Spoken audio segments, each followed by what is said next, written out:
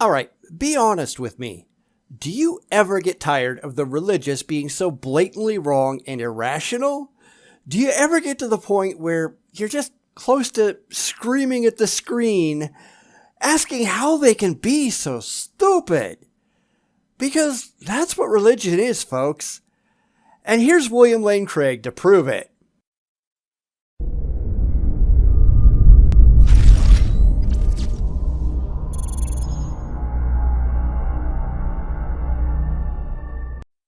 Today, we're going to look at a tiny channel that has part of an interview between Ben Shapiro and William Lane Craig.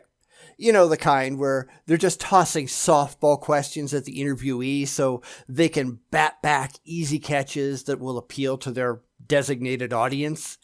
Craig is going to pretend that anything he says makes sense to anyone who isn't already emotionally attached to his beliefs. This is an object lesson in poor thinking skills. So let's settle in and prepare to be disappointed. I mean, really, what else can William Lane Craig do? Well, one of the things I think that's happened in the religious community is you see people who are brought up in religious homes and they're taught the stories of the Bible. They're never taught any deeper philosophy or theology that attaches to that. So they have sort of a children's eyes view of what God is and how to think about God. You sort of think of God still as the old man in the sky who's controlling things.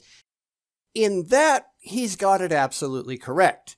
And I find this funny because this is how virtually every theist and apologist that I ever run into acts. Because that's really all religion is, a child's view of reality through the lens of wishful thinking. That's the overwhelming majority of theists on the planet.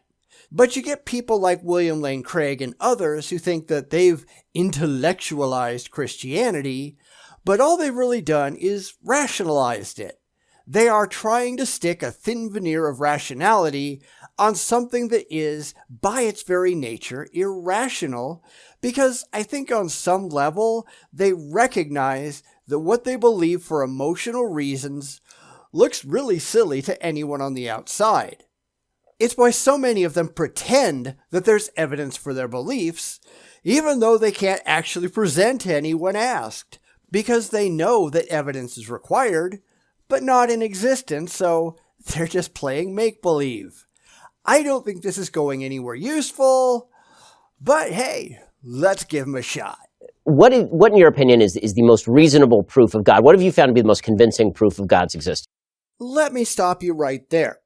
There is a difference between a reasonable proof of God and the most convincing in William Lane Craig's personal opinion. Just because some line of reasoning sounds good to William Lane Craig, that doesn't mean that it's actually a good, logical, rational way of looking at things. Your opinions mean nothing to anyone but you.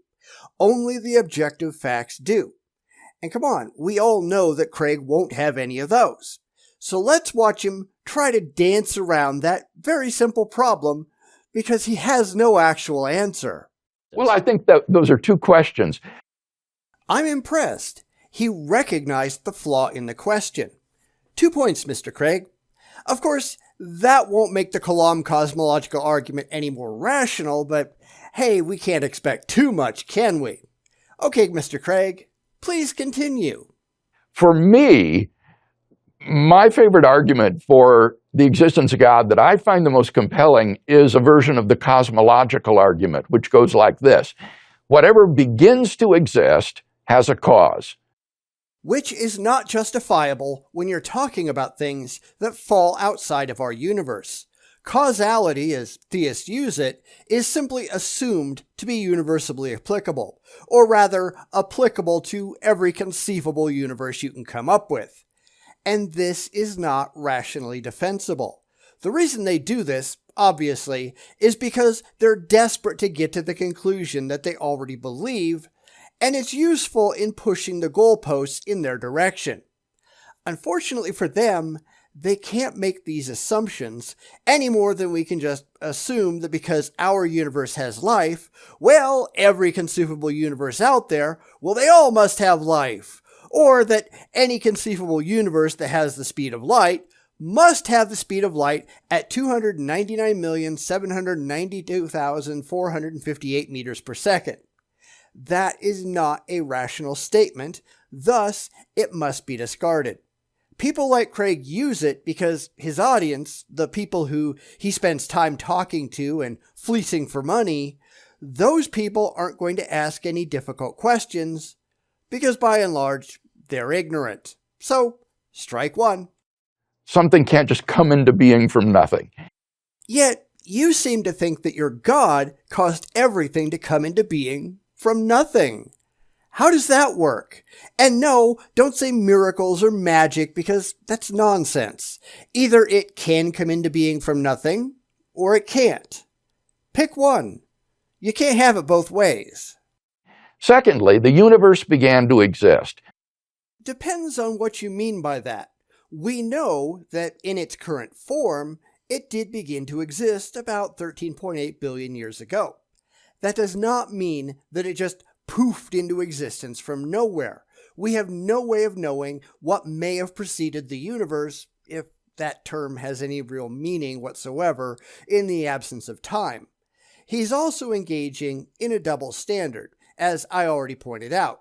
His God doesn't play by the same rules that he's insisting everything else does. God gets a magical out because otherwise his God would be laughably absurd. I mean, more than usual at least. In fact, if you think about it, this is just proof of the utter dishonesty of the religious. They are claiming, wrongly, that atheists are saying everything came from nothing, which we absolutely do not do. Then they're ignoring the fact that their own theology insists that everything came from nothing with a little magical assistance, because they know that if anyone thought about it too much, they'd be a laughingstock. Well, more of a laughingstock than they already are. It's really funny how they can't put two and two together, isn't it? I think we have both good philosophical arguments and scientific evidence for the finitude of the past, from which it follows, third, therefore the universe has a cause. Even if that was true, and as I said, it isn't necessarily, it doesn't say anything at all about the cause. It doesn't imply that it's alive or sentient or that it even still exists. Even if we ignore all of the problems that I've already pointed out, that doesn't get Craig anywhere useful. The universe had a cause. Okay, what is that cause? Well, we don't know. There's no reason to think that it's his particular God that done it, though.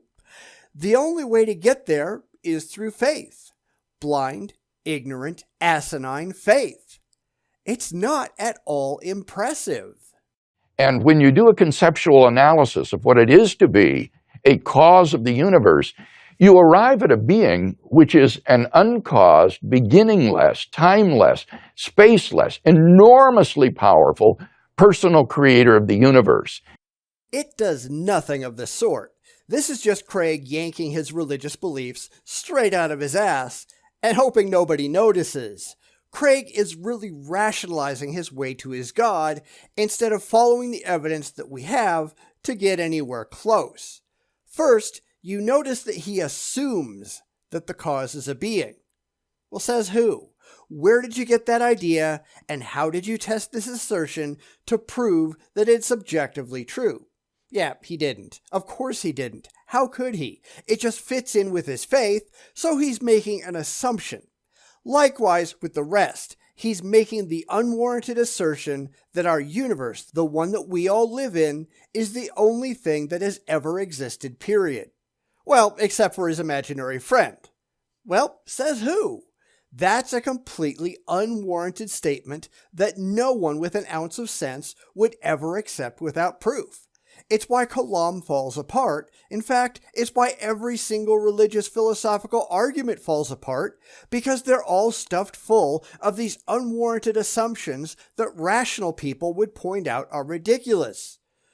But that's why Craig doesn't talk to rational people, does he? Why? Because we'd obliterate him. So for me, that is a very convincing argument for God. That doesn't say anything flattering about you then, sorry. Because for anyone who has a basic education, every single one of the objections that I've already raised should immediately come to light and reveal just what an idiot you actually are. If that's the best you can do, then excuse me while we all laugh.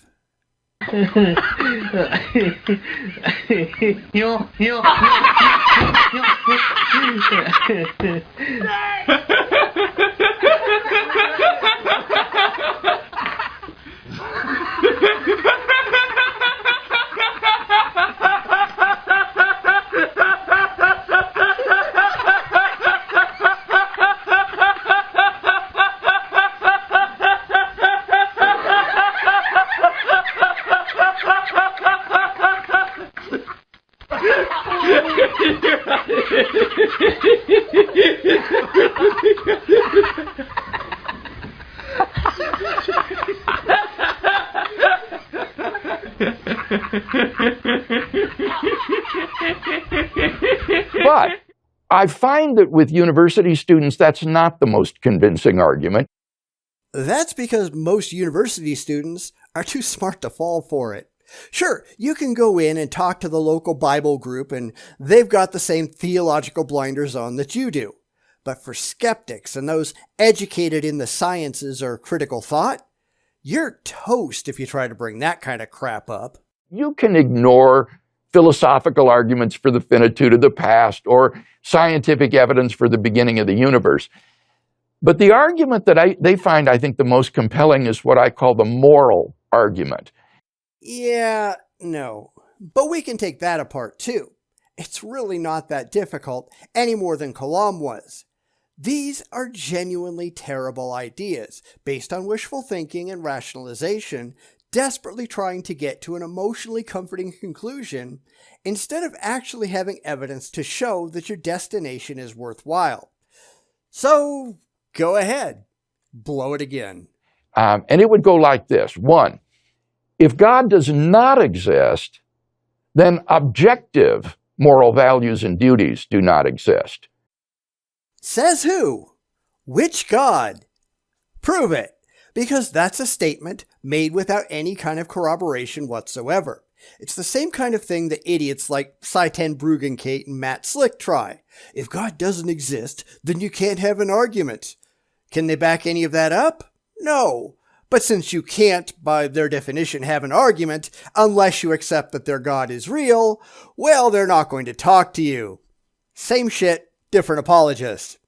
That is to say, in the absence of God, everything becomes socioculturally relative. And you say that like it's a bad thing, because morals are socioculturally relative. Every shred of evidence that we have proves exactly that. Just look at the kind of behavior that we see in Muslim-majority countries and compare it to what we see in the US or South America or China or lots of other places. Everyone has their own ideas of what is acceptable and what is not, what is moral and what is not. This, of course, just lets the theists say, well, we know what's actually moral and everyone else is just wrong. Bullshit.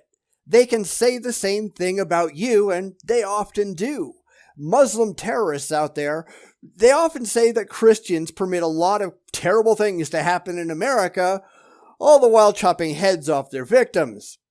Neither side can actually show that their views on morality are any better or any worse than anyone else's. It's all a matter of opinion, and thus is entirely subjective. Welcome to the real world. 2, but objective moral values and duties do exist. There are some moral absolutes, some objective values and duties. Says who? Because again, this is just Craig yanking this right out of his asshole and pretending that because he believes it, it has to be true. My response, of course, would be, prove it, but yeah, we all know that he can't and he won't even try. Again, he's only talking to people who already buy into it, therefore he doesn't have to show that anything coming out of his mouth is true. When you're talking to sheep, you don't have to worry about the wolves coming in and chowing down. 3, therefore God exists. You can't get from 2 to 3 in any way, shape, or form. When every single premise that you're tossing around is laughably faulty, you'd have to be a real idiot to buy into any of it, but that's how religion works, isn't it? It's wishful thinking, wrapped up in emotional security blankets, made to appeal to people who aren't that smart and don't ask too many questions. So either Craig believes all the crap that he's spewing, and that proves he's not very bright, or Craig knows that it's all bunk, and he's just fleecing the sheep. Pick one. Now, this is an argument which is impossible, I think, to ignore, because every day you get up, you answer by how you treat other people, whether you regard them as having intrinsic moral value, or whether they are mere means to be used for your ends. Even if that was true, it doesn't mean that your first premise is worthwhile. And of course, none of this is actually demonstrably true. Humans are a social species that requires other people to survive and thrive. Because of enlightened self-interest, we understand that because we want to be treated well, we should treat others well in hopes that they will reciprocate. None of that has anything at all to do with his imaginary friend. But that doesn't make him feel good, so he pretends otherwise. Because unfortunately, he's an idiot.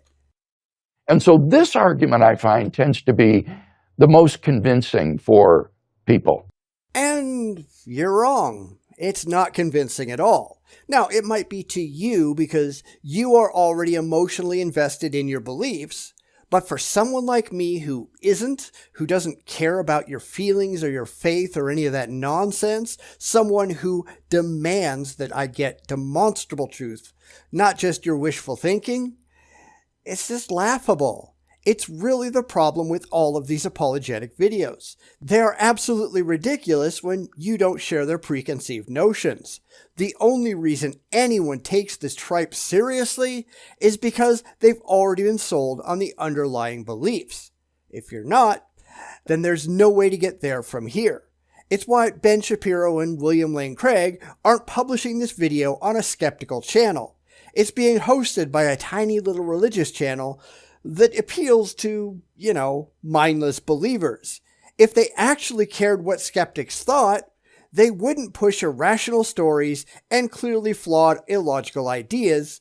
They'd walk up with piles of objectively verifiable evidence that anyone can freely examine and come to their own conclusions over. But they don't have any of that, do they? So they can only preach to the choir and try to reinforce existing beliefs instead of having anything worthwhile that might convince anyone new. William Lane Craig is no better than any other crazy apologist out there. If this is the best Christians can do, give up now. Bum